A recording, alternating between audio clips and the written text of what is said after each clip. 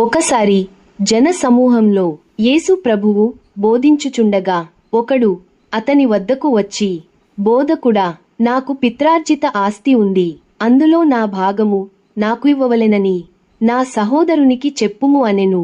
అప్పుడు యేసు ప్రభువు అతనితో ఇలాగ చెప్పెను, ఒక ధనవంతునికి భూమి సమృద్ధిగా ఉండెను. ప్రతి సంవత్సరము అతనికి పండే పంటలు పెరుగుతూ ఉండెను. అందువలన అతనికి ఉన్న పాత కొట్లు సరిపడకుండెను. అప్పుడు పాత కొట్లను పడగొట్టి పెద్ద పెద్ద కొట్లను కట్టించి పండించిన ధాన్యమంతటిని వాటిలో నింపెను. నేను అనేక సంవత్సరములకు సరిపడా పంటను పండించి తిని కొట్లలో నింపితిని అని ఆలోచించుచు అతను తన ప్రాణముతో ఇలాగా చెప్పెను, నా ప్రాణమా, అనేక సంవత్సరములకు సరిపడా ఆస్తిని పంటను సమకూర్చితిని. నా ప్రాణమా, తినము, త్రాగుము, సంతోషించుము, సుఖించుము అనెను. అప్పుడు దేవుడు, వెర్రివాడా, ఈరోజే నీ ప్రాణమును అడుగుచున్నాను అనెను.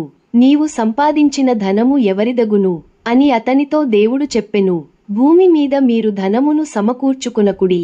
ఇచ్చట చిమ్మటయు తుప్పుయు తినివేయను, దొంగలు దొంగలించుదురు. పరలోకములో మీరు ధనమును సమకూర్చుకొనుడి. అచ్చట చిమ్మటియు తుప్పుయు పట్టదు మరియు దొంగిలింపబడదు అనేను. అనేకమంది దేవుని యందు భయభక్తులు లేక ధనమును ఎక్కువగా సంపాదించుచుంటారు. ధనమే దేవునిగా చేసుకొని ధనమును పూజిస్తూ ఉంటారు. ఒకనికి కలిమి విస్తరించుట వలన వాని జీవమునకు ఆయుష్షు పెంచుటకు ఉపయోగపడదనెను.